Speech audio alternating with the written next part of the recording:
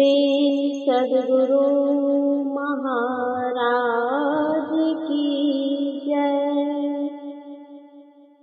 प्रवचन संख्या 40। संत मत का उपदेश। प्यारे लोगों, आप लोगों में बहुतों को यह मालूम है कि मैं किस कारण से यहाँ आया करता हूँ। इस पर कुछ कहना व्यर्थ ही समय बिताना है। मेरे गुरु महाराज बाबा देवी साहब थे। एक बार उन्होंने मुझसे यहाँ मुरादाबाद अताई मोहल्ले में ही कहा था कि तुम कहाँ रहते हो और मैं कहाँ रहता हूँ। तुम बिहार के पूर्णिया जिले में और मैं यहाँ। तुम कहाँ और मैं कहाँ, दोनों में कैसे सरोकार हो गया। पहले जन्म में भी तुमको मुझसे संत मत के द्वारा संबंध था। बाबा साहब का प्रचार संत मत का उपदेश है। संत मत का मतलब कोई अपना निज मतलब का मत निकालना और उसका नाम संत मत रखना नहीं, बल्कि सब संतों के मत को गुरु महाराज मानते थे और कहते थे कि सब संतों की वाणियों को मानो। बाबा साहब के पितामह तथा पिता आदि के गुरु हाथरस निवासी तुलसी साहब थे, जिनको लोग घट रामायण के कर्ता मानते हैं। घट रामायण बाबा देवी साहब ने छपवाई है, जिसे सत्संग में पढ़ने का आदेश वे दे गए हैं। उन्होंने भी यही कहा कि मेरा कोई खास मत नहीं है। सब संतों ने जो कहा वही मत मेरा है। तुलसी संत भेद विधि गाई, संत भेद तब अगम लखाई। घट रामायण पृष्ठ 194। संत गुरु और पंथ न जाना, ये ही संत पंथ हित माना। घट रामायण पृष्ठ 198। तुलसी गति गाई सत सुनाई, पंथ अगम सुत सार भई। नानक और दादू दरिया साधु, मीरा सूर कबीर कही। नाभानव जानी भाखी बखानी, सूरति समानी पार गई। सबकी विधि न्यारी एक विचारी, सब संतन एक राह लई। सब चढ़े एक धारा पहुँचे पारा, लखी गगन गति गवन गई। कोई करी है शंका लंका, तुलसी डंका दीन कही। घट रामायण पृष्ठ 236। तुलसी मैं अति नीच निकामा, मैं गुरु बिन कछु नाहि बखाना।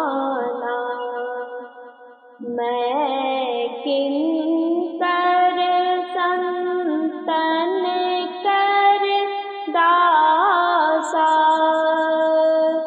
सतसंगति में सुनो विलासा।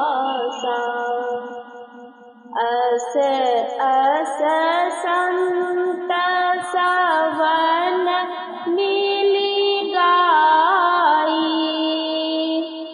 दास बनै जिन जिन कछु पाई। तुलसी तासे पंथ न कीना,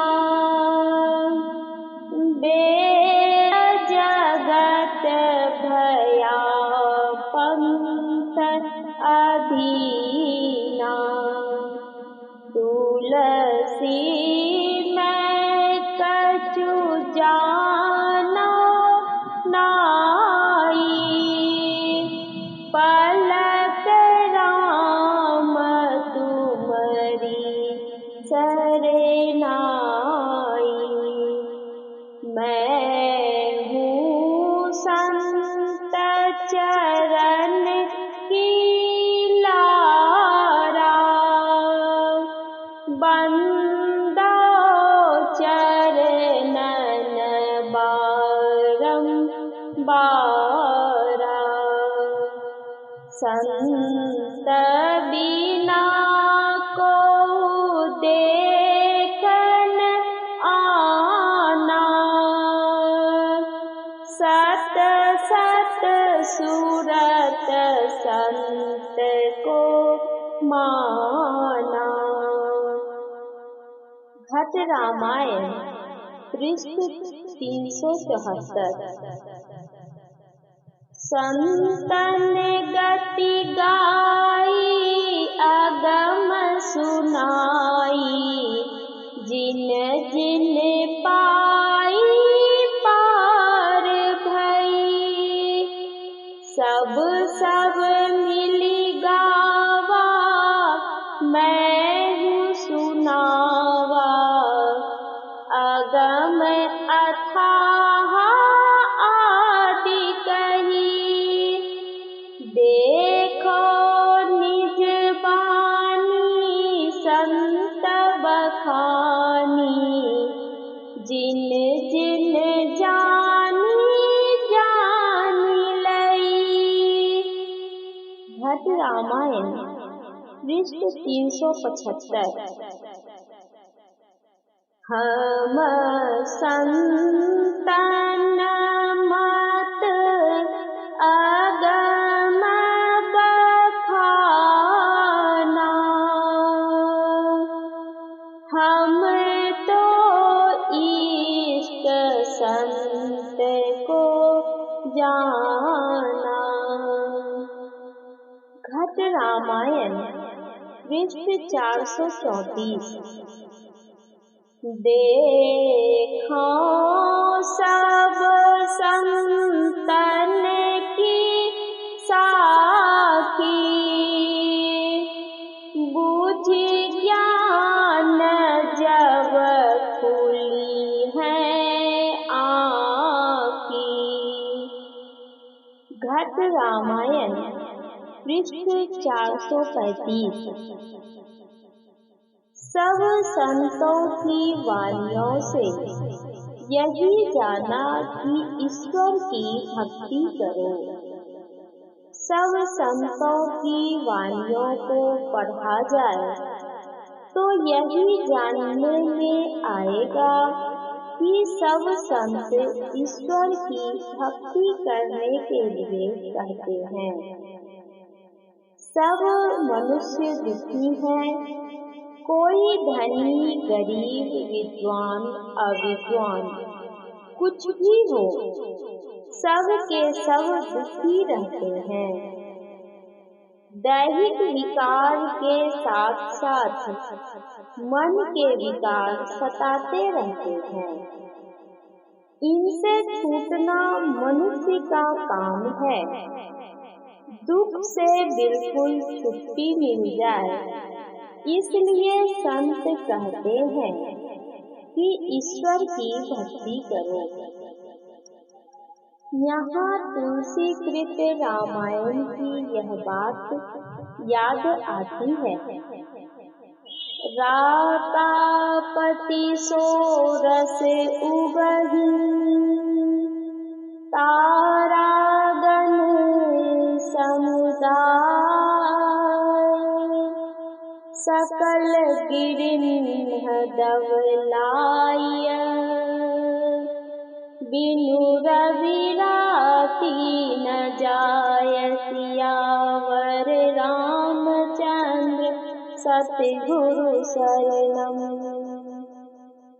ऐसे ही बिनु हरि भजन खगेसा, मिटहि न जीवन केर कलेसा। अर्थात पूर्णिमा के 16 चंद्रमा अथवा 16 कलाओं से युक्त चंद्रमा उगे, तारे गणों के सब झुंड भी उगे, सब पर्वतों में आग लगा दी जाए, परंतु बिना सूर्य के रात नहीं जाती। हे गरुड़ जी, इसी प्रकार बिना हरि भजन किए जीवों का क्लेश नहीं मिटता। यह बिल्कुल ठीक है।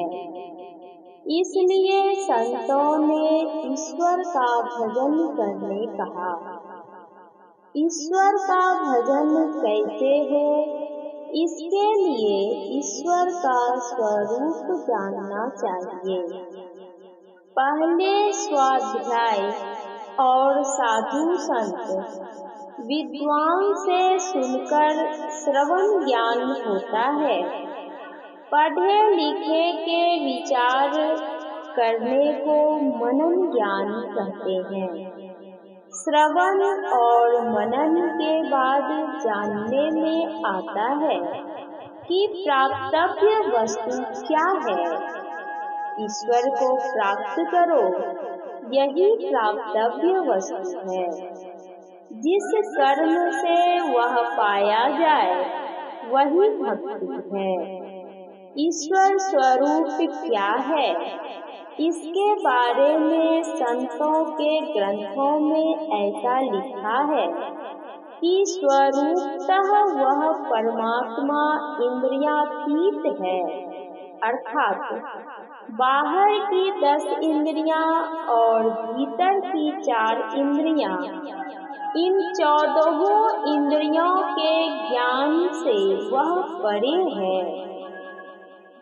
राम स्वरूप तुम्हारे, वचन अगोचर बुद्धि परे, अविगत अकथ अपार, नेति नेति नित निगम कह। यह उनका स्वरूप है।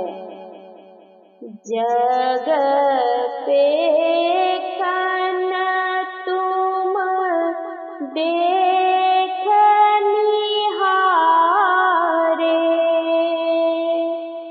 विधि हरि शंभु न चावन हारे।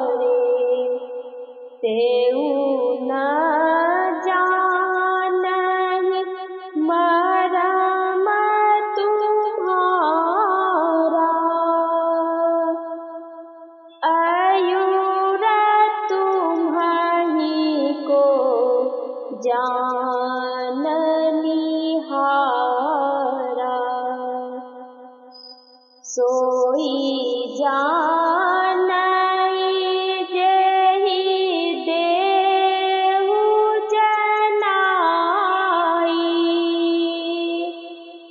जानत तुम्हि तुमई होई जाई।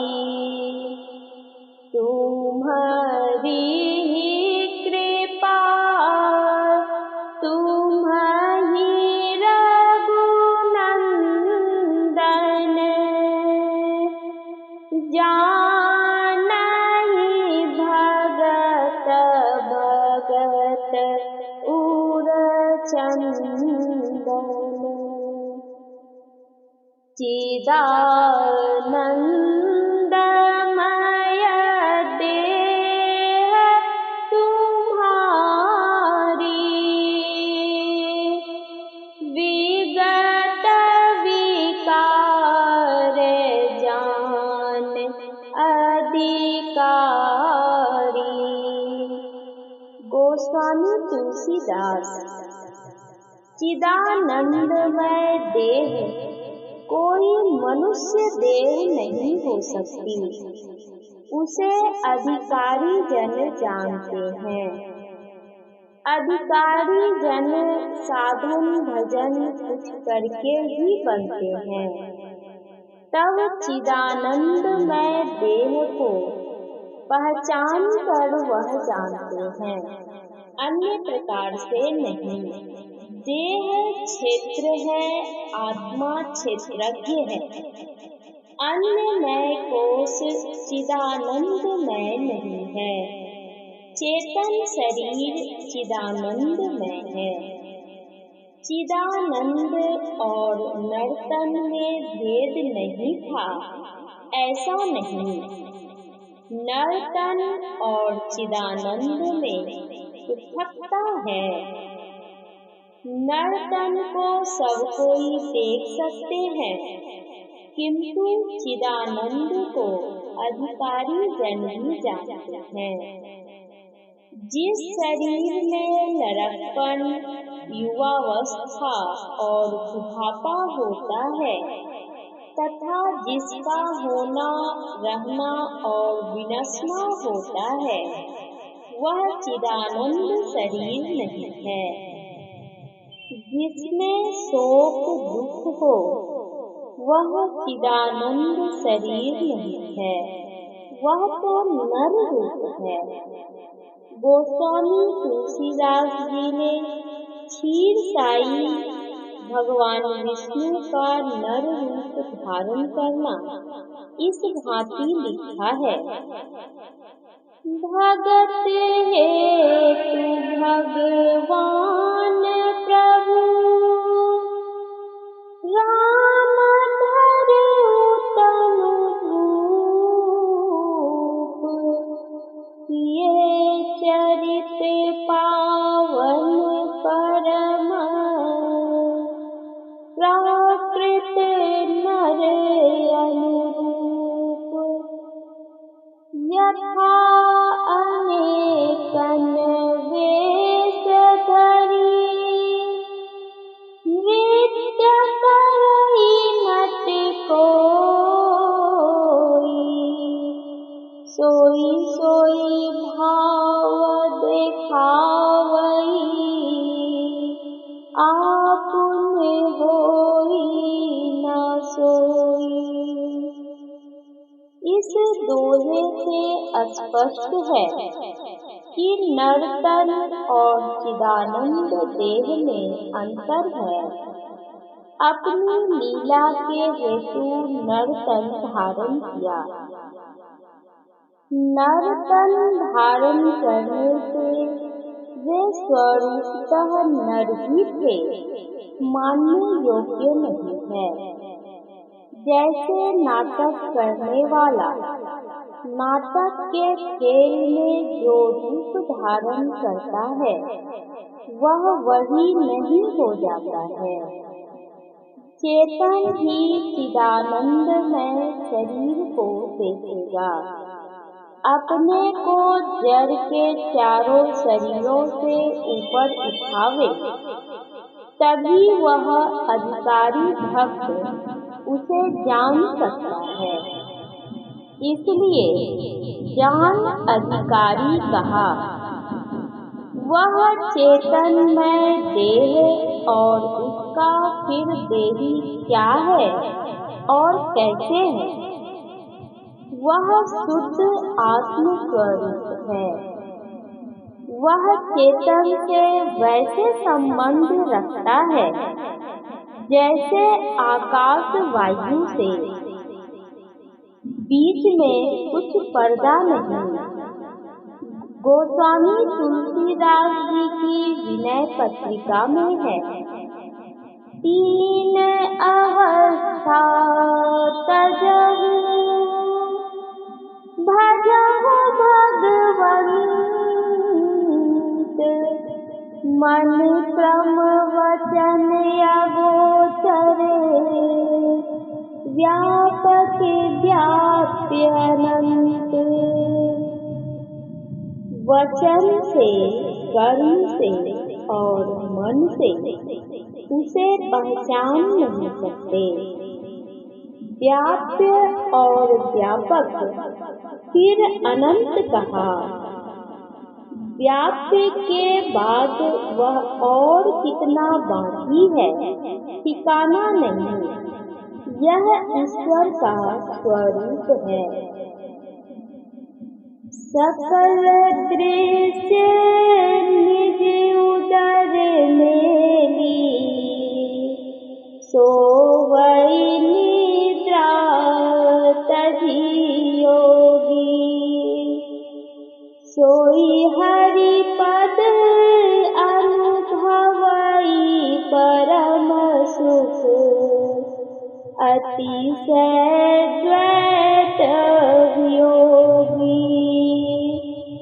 शोक मोह भय हरस दिवस निशि, देश काल तह नाही। तुलसीदास एहि दशाहीन, संशय निर्मूल न जाहि।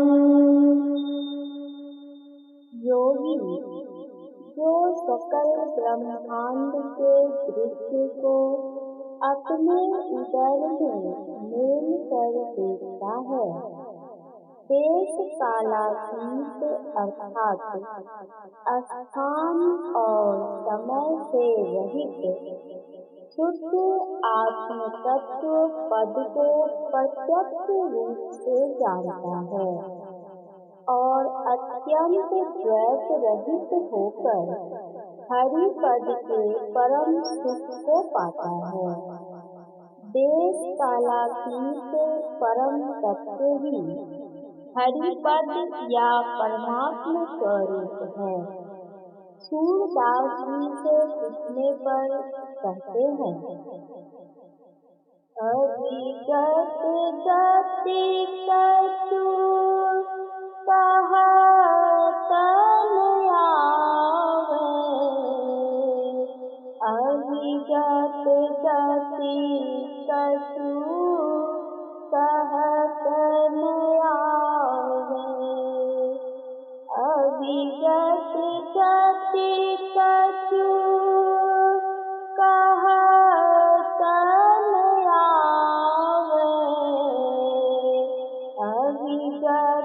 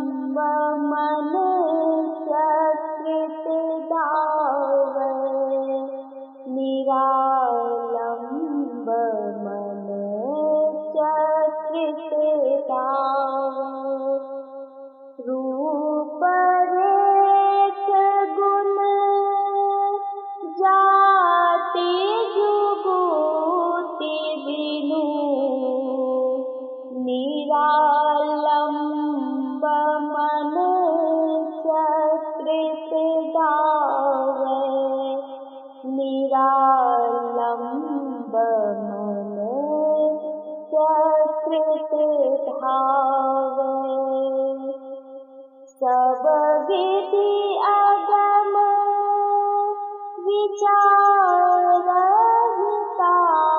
ते सुर सगुन लीला पद गावे सुर सगुन लीला पद गावे सब विधिया गम विचारहिता ते सुर सगुन लीला पद गावे सुर सगुन लीला पद गावे अविगत गति कछु कहत न आवे अविगत गति कछु कहत न आवे अविगत गति कछु कहत न आवे। विषयों में संतुष्टि नहीं, परंतु विभु परमात्मा तो परम स्वाद रूप निरंतर अमित तोषदायक है। वह स्वाद विनशने वाला नहीं, सदा स्वाद बना रहता है। उसमें पूर्ण संतुष्टि है। मानो अधिकारी भक्त संतुष्टि के समुद्र में डूबा रहता है।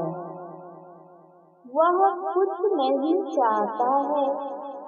जो मन वचन से अगोचर है उसे वही जानता है जो पाता है।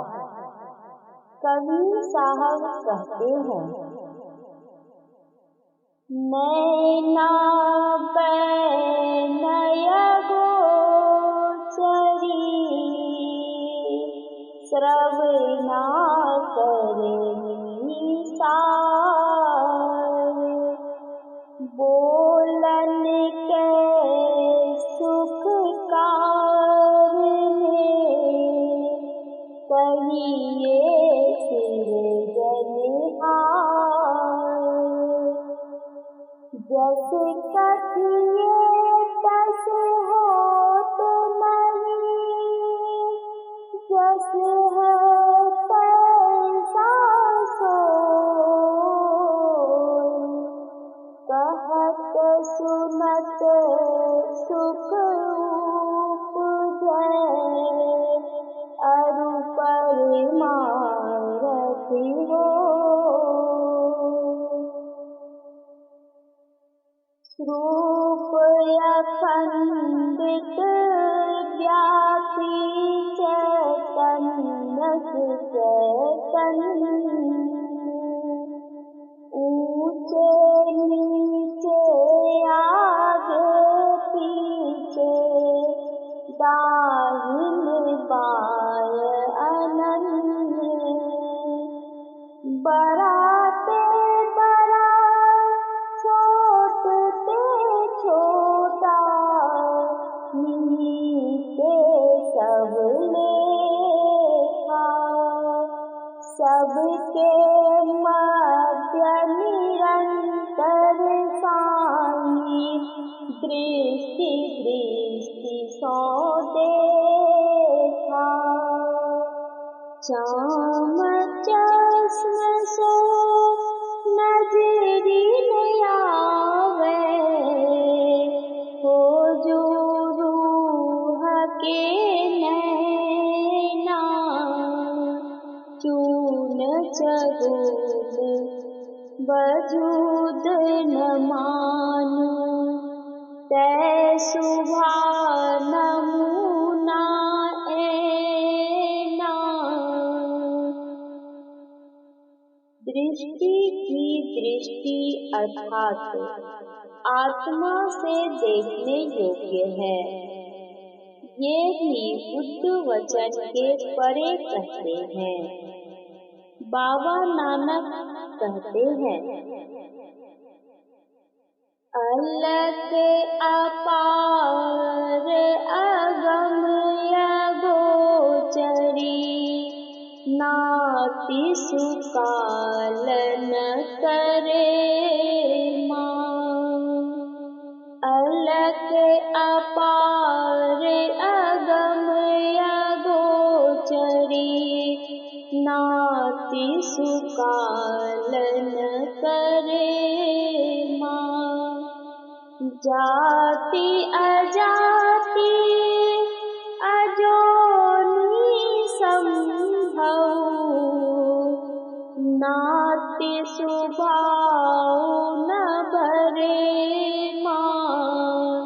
साचे सचियारे बिटहु कुर्बानु, नाति स्वरूप वर्णु नहीं रेखिया। साचे सब दिन सानु,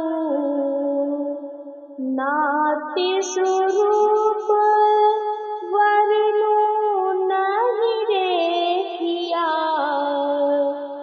साचे सब दिन सानु।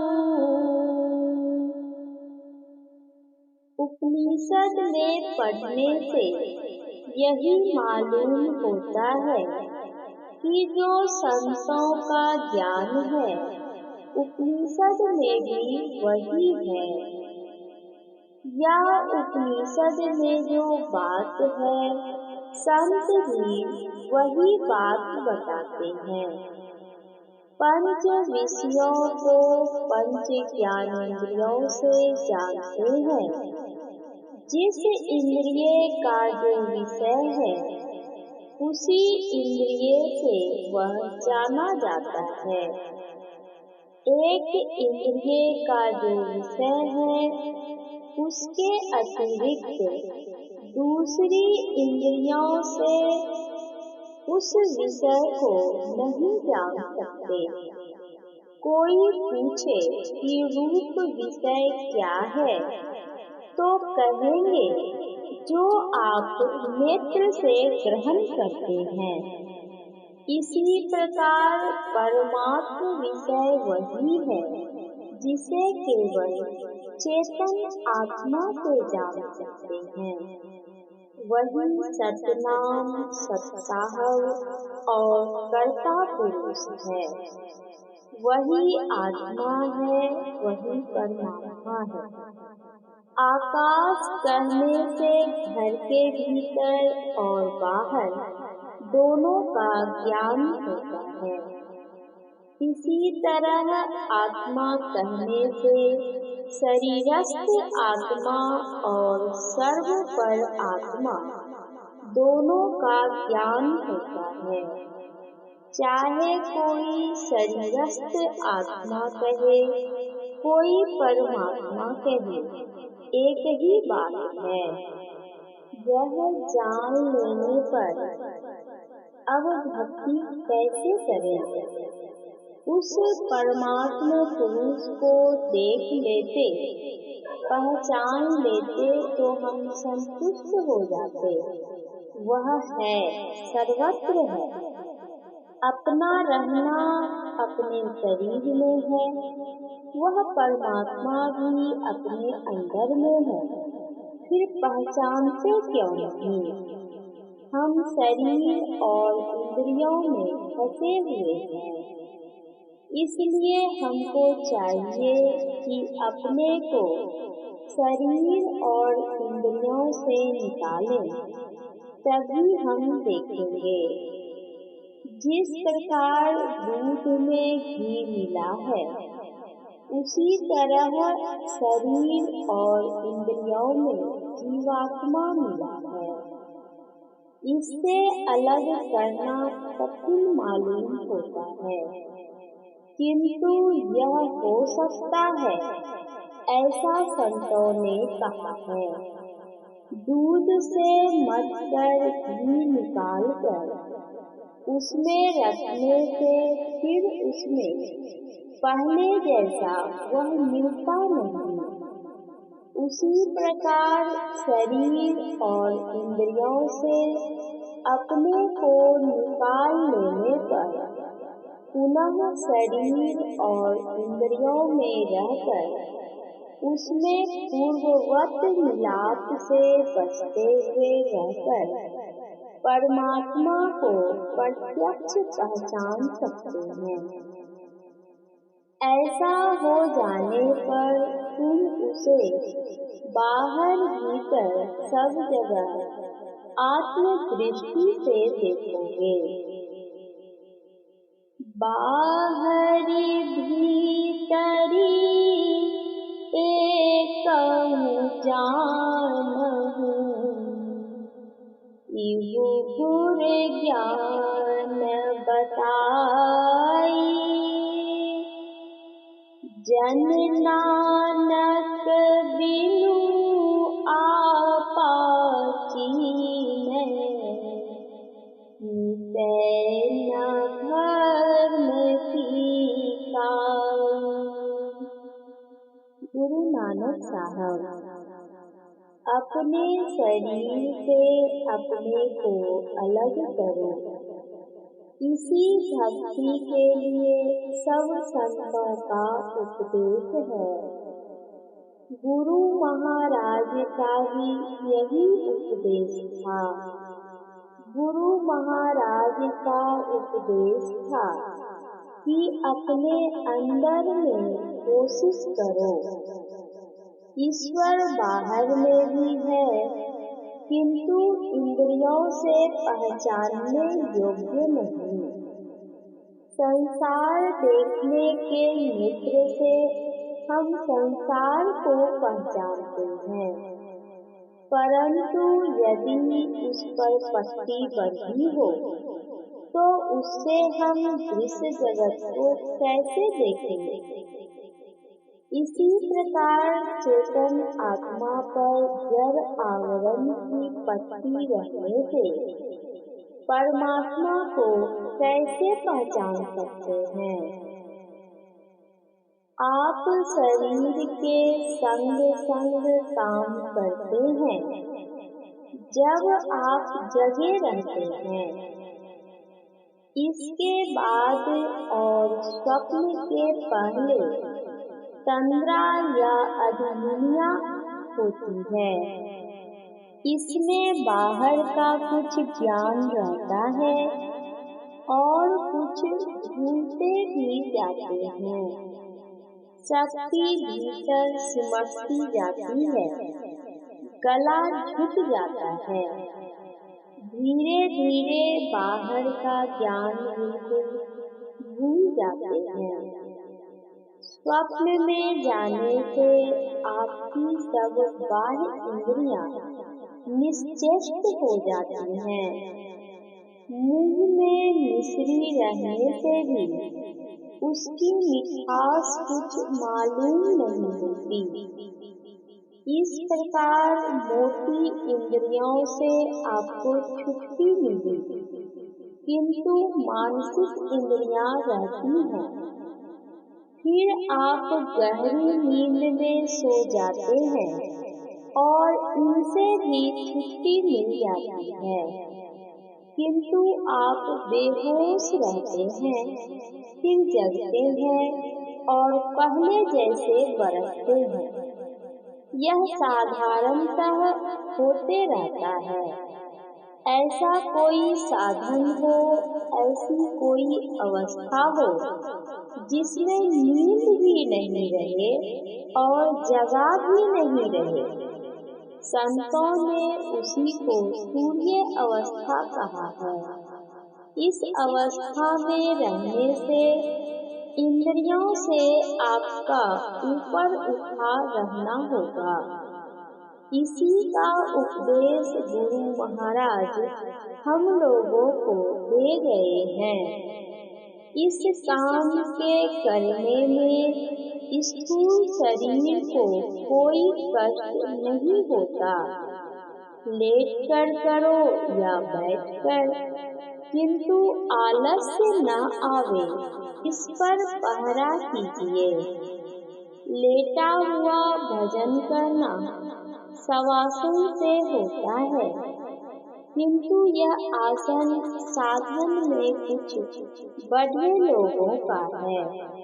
साधारणतः बैठकर भजन करे, इसी का अभ्यास करे और भजन के समय को बढ़ावे।